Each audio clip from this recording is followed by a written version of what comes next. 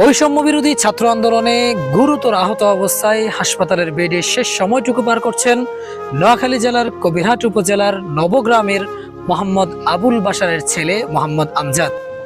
আপনার নামটা কি ভাইয়া? মোহাম্মদ আমজাদ। মোহাম্মদ আমজাদ। জি। কোথায় হয়েছিল আপনার? ঢাকা যাত্রাবাড়িতে। যাত্রাবাড়ি। জি। এখানে বাড়ি কোথায় আপনাদের?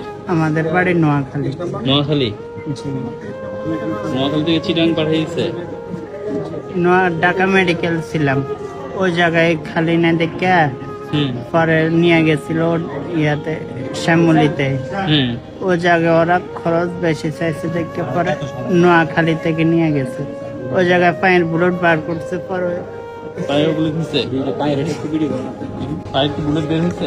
জি, পায়ের গুলো বের হয়েছে। এখন ওনার কন্ডিশন কি লাগতেছে? কন্ডিশন ওনার হচ্ছে চোখের একবার অবস্থা খুবই খারাপ, চোখে দেখতে পাইতেছে না, এগুলো সমস্যা। পায়ের তো অবস্থা আপনার